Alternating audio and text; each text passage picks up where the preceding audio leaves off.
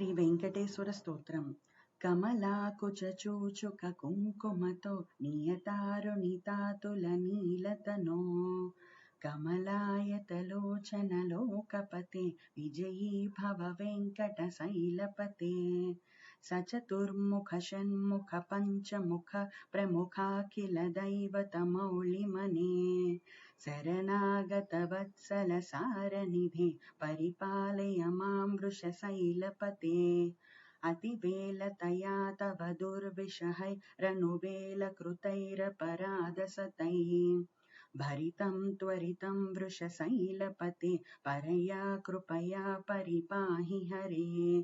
अधिवेङ्कटशैलमुदारमते जनताभिमताधिकदानरतात् परदेवतया गदितान्निगमै कमलादयितान्न परङ्कलये।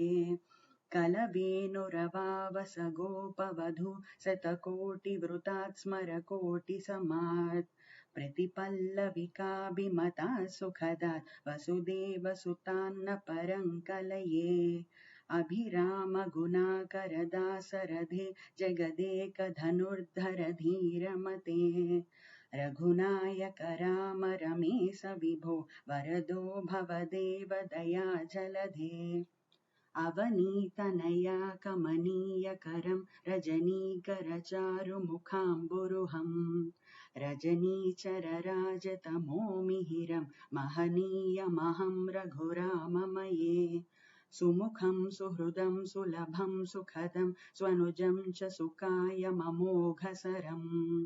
अपहाय रघुद्वहमन्यमहं न कदञ्चन जातु भजे। विना वेङ्कटेशं ननाथो ननाथ सदा वेङ्कटेशं स्मरामि स्मरामि।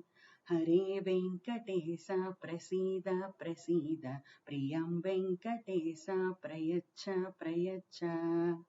विना वेङ्कटेशं ननाथो ननाथ सदा वेङ्कटेशं स्मरामि स्मरामि।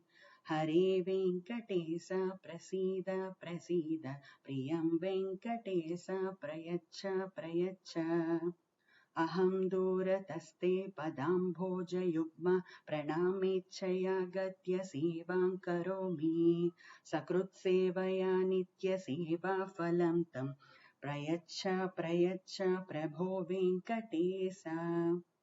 अज्ञानिना मया दोषानशेषान् विहितान् हरे क्षमस्वत्वं क्षमस्वत्वं शेषशैलशिखामणे।